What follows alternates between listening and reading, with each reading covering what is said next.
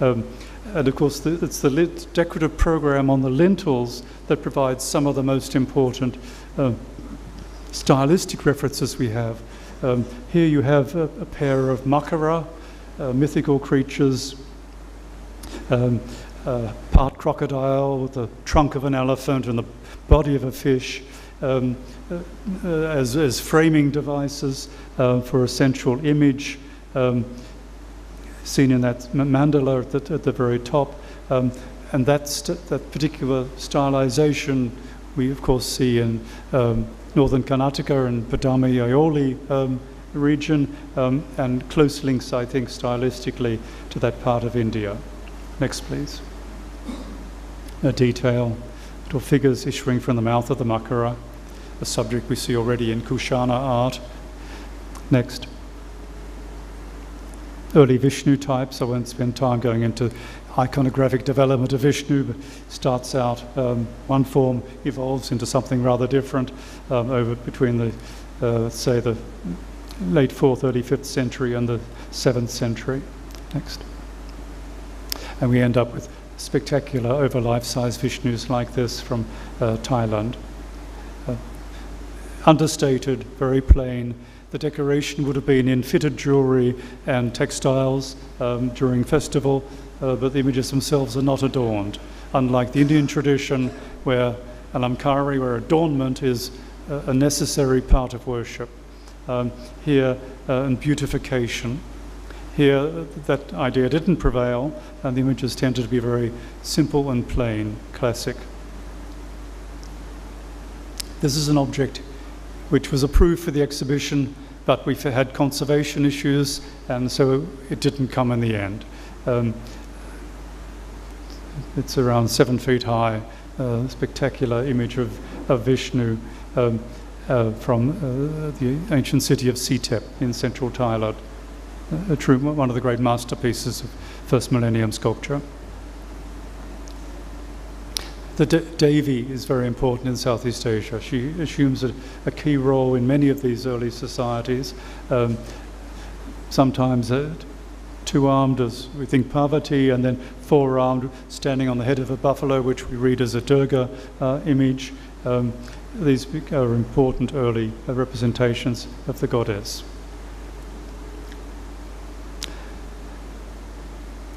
Still takes my breath away. The beauty of the treatment of the dhoti, of the waist skirt, the modelling of the body, beautifully rendered, and the only hint of the identification then is the buffalo head on the base.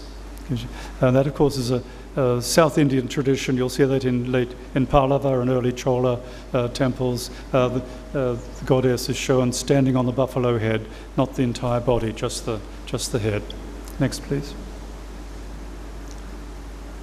Hayagriva, Kolkin, whatever you choose to call him, the future messianic Vishnu, the 10th avatar, all important in India, but not celebrated with his own shrines and dedicated temples.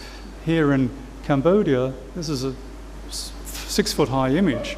This is a major cult image dedicated to the 10th avatar of Vishnu. We're seeing a shift of emphasis here. Deities who are not necessarily given the same prominence in India. They're important, but they're sort of secondary, if you like. Here become primary. We see this with Ganapati, we see this with this Kolkin image. Next, please. I mean, spectacular, just spectacular object. 2 examples only have been found of this subject. That pre-Angkorian one and one Angkorian period. You all know the subject, birth of Brahma, Vishnu sleeping on the cosmic serpent Shetha in this magnificent large-scale lintel from a little site near the Tommy Sap Lake. And we have a second version of it from central Vietnam, from Champa.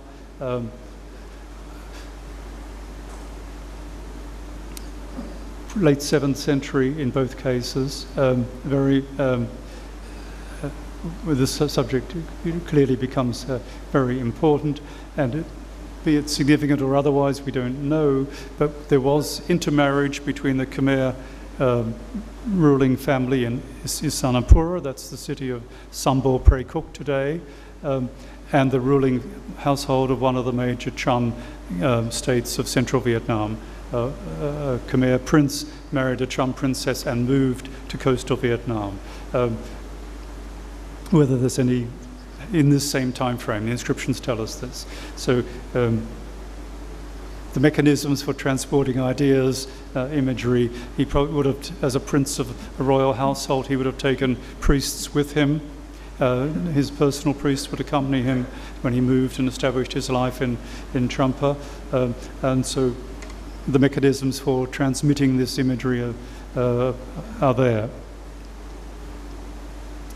On the left, Garuda battling the Nagas, flanking the Vishnu lintel, and on the right a Garuda, very similar in style, from a Buddhist monument near Nakhon Pathom in terracotta.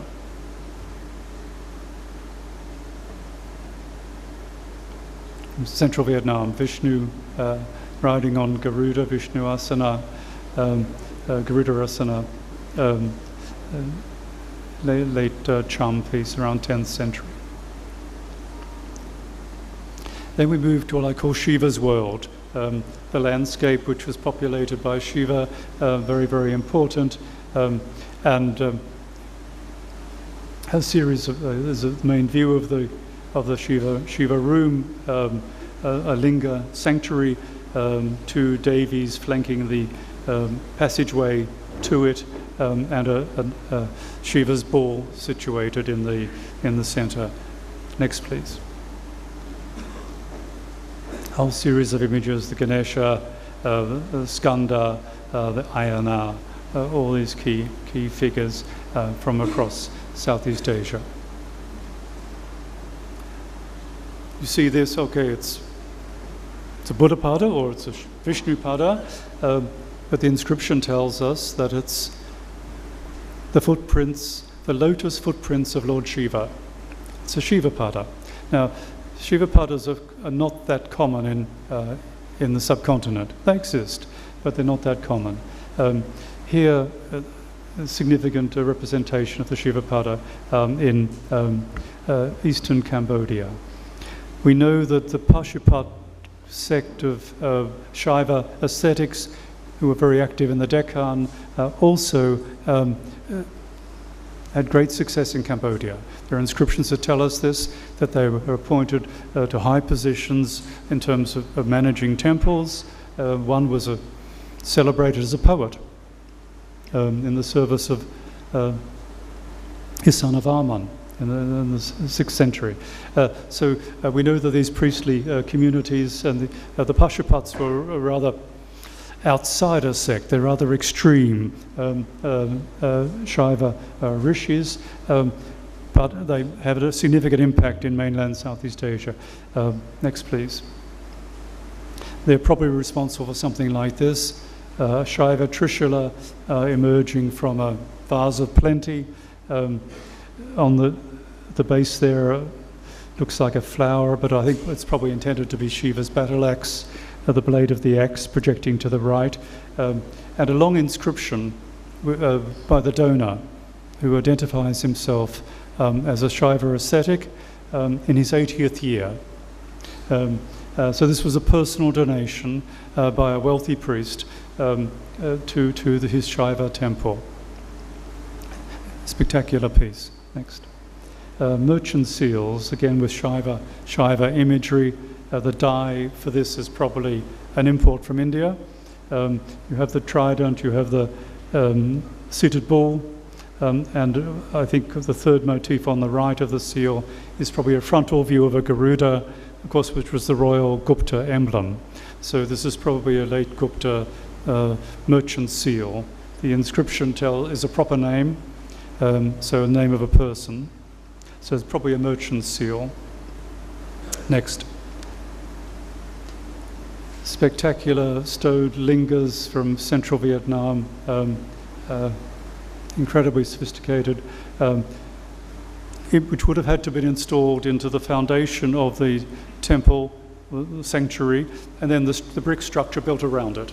wouldn't fit through the doorway. So the linga was installed first, and then the tower raised above it. This is one of the great ones from Mison. Sadly no longer exists. The site was heavily bombed in the Vietnam War. Next, please. An image on the right, always identified as a Bodhisattva Maitreya with the flask. I don't think so. I think it's intended as an ascetic Shiva. I won't take time to argue why, but it's in the catalogue. But the figure itself, as an aesthetic, again, almost certainly Pashupat patronage. Next, please. We have a number of images of special sanctuaries, mandapas. I show you a photograph on the right of the only surviving mandapa, three-dimensional mandapa that survives. And you'll see the rectangular platform on which the cult image was installed. The inscription tells us it was for Shiva's bull, a Nandi.